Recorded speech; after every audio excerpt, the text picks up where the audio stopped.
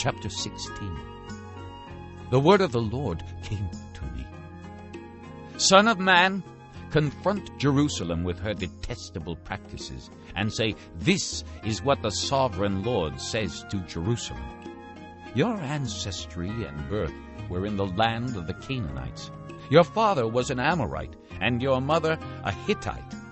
On the day you were born, your cord was not cut, nor were you washed with water to make you clean, nor were you rubbed with salt or wrapped in cloths. No one looked on you with pity, or had compassion enough to do any of these things for you. Rather, you were thrown out into the open field, for on the day you were born you were despised. Then I passed by, and saw you kicking about in your blood.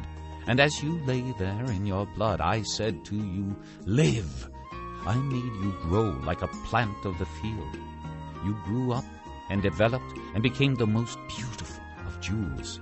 Your breasts were formed, and your hair grew, you who were naked and bare. Later I passed by, and when I looked at you and saw that you were old enough for love, I spread the corner of my garment over you and covered your nakedness. I gave you my solemn oath, and entered into a covenant with you, declares the sovereign Lord, and you became mine. I bathed you with water, and washed the blood from you, and put ointments on you. I clothed you with an embroidered dress, and put leather sandals on you. I dressed you in fine linen, and covered you with costly garments. I adorned you with jewelry. I put bracelets on your arms, and a necklace around your neck, and I put a ring on your nose, earrings on your ears, and a beautiful crown on your head. So you were adorned with gold and silver. Your clothes were of fine linen, and costly fabric, and embroidered cloth. Your food was fine flour, honey, and olive oil. You became very beautiful, and rose to be a queen. And your fame spread among the nations on account of your beauty, because the splendor I had given you made your beauty perfect, declares the sovereign Lord. But you trusted in your beauty, and used your fame to become a prostitute. You lavished your favors on anyone who passed by, and your beauty became his.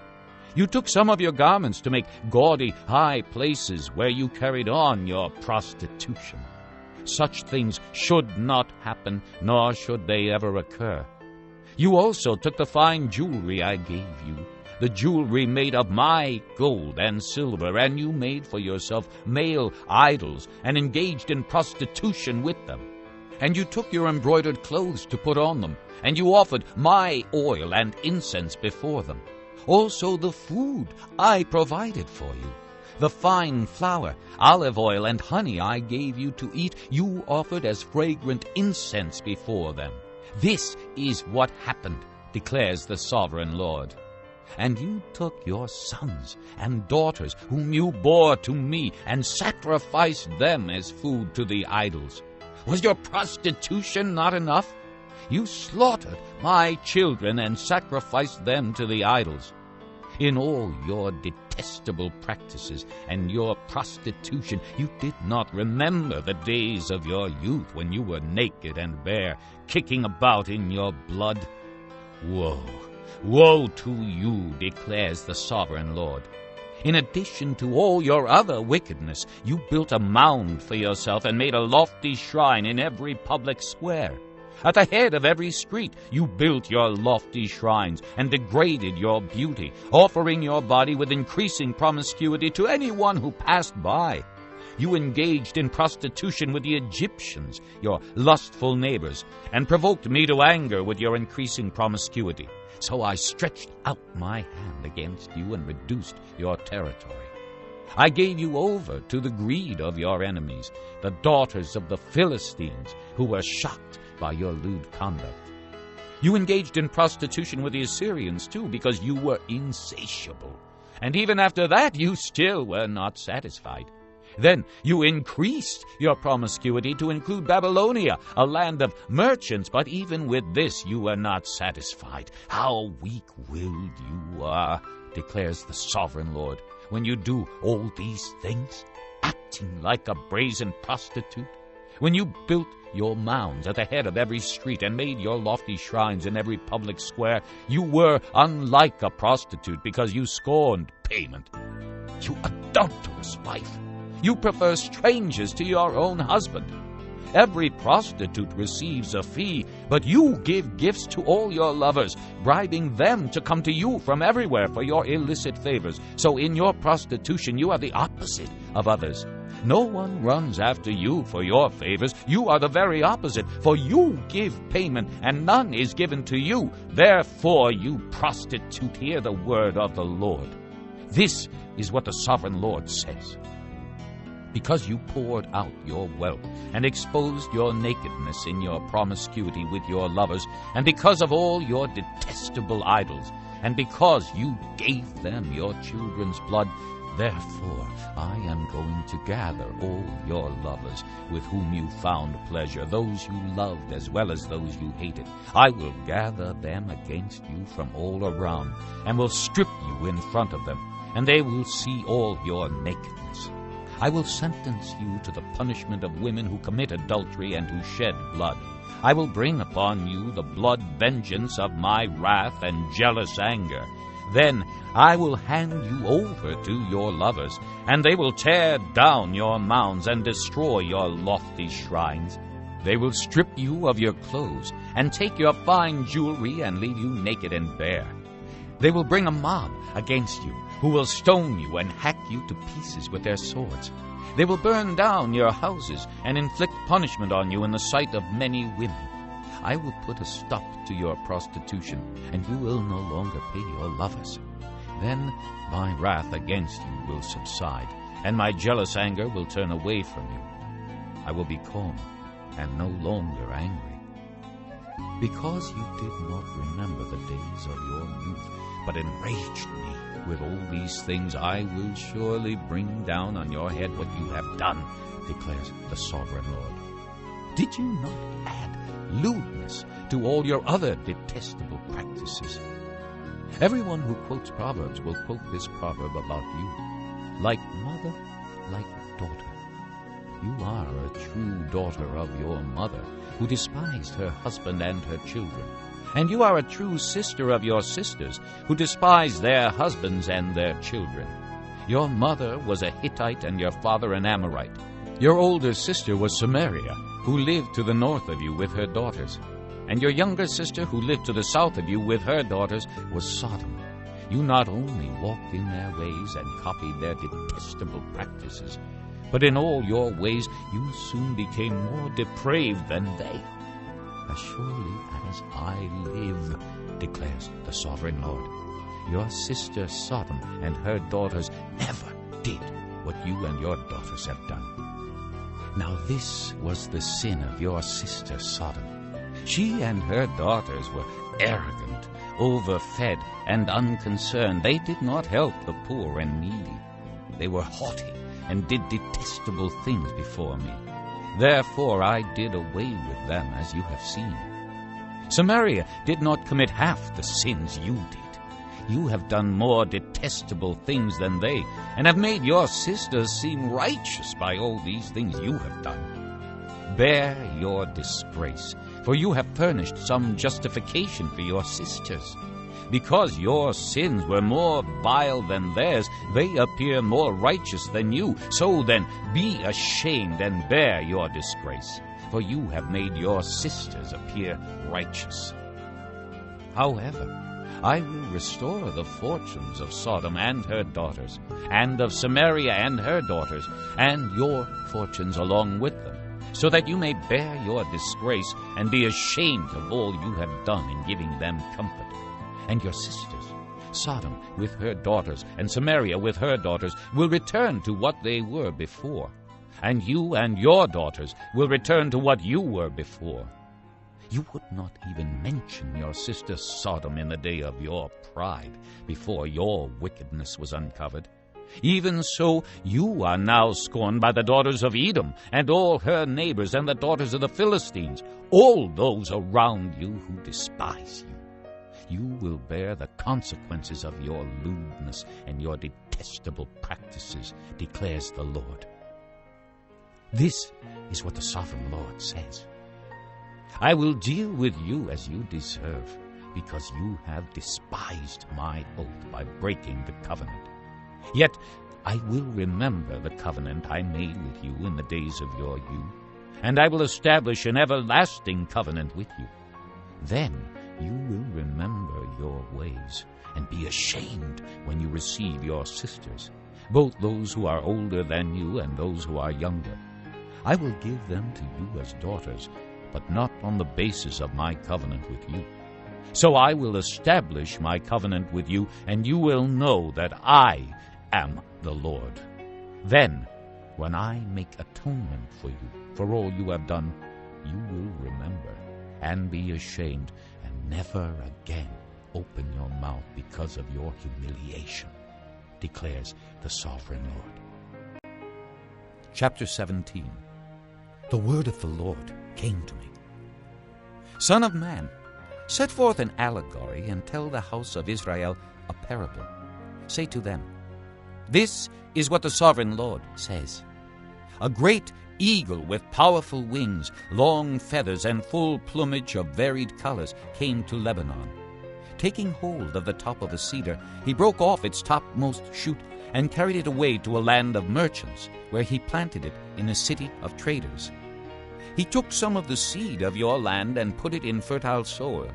He planted it like a willow by abundant water, and it sprouted and became a low, spreading vine. Its branches turned toward him, but its roots remained under it. So it became a vine, and produced branches and put out leafy boughs. But there was another great eagle with powerful wings and full plumage. The vine now sent out its roots toward him from the plot where it was planted, and stretched out its branches to him for water. It had been planted in good soil by abundant water, so that it would produce branches, bear fruit, and become a splendid vine. Say to them, this is what the sovereign Lord says. Will it thrive? Will it not be uprooted and stripped of its fruit so that it withers?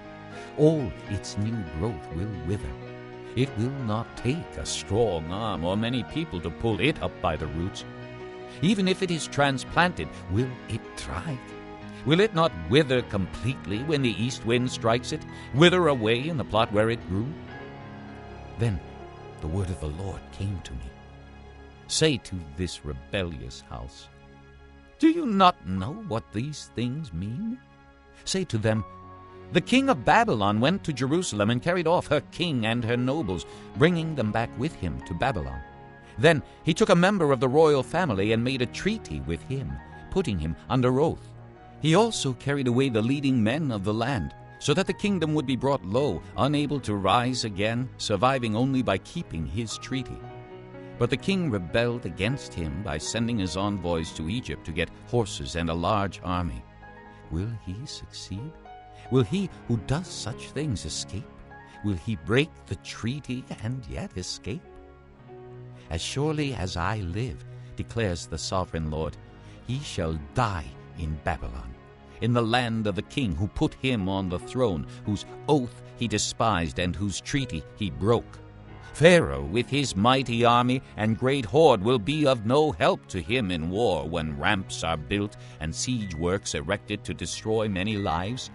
He despised the oath by breaking the covenant. Because he had given his hand in pledge and yet did all these things, he shall not escape. Therefore, this is what the sovereign Lord says.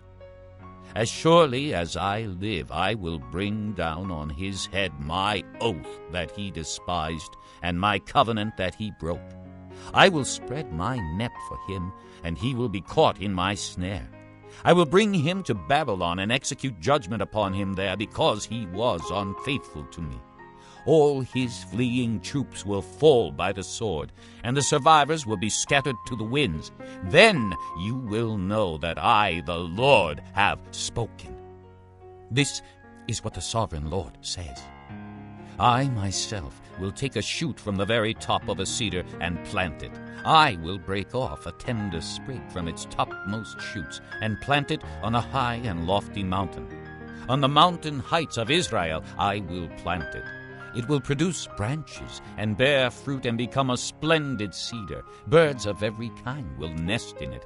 They will find shelter in the shade of its branches. All the trees of the field will know that I, the Lord, bring down the tall tree and make the low tree grow tall.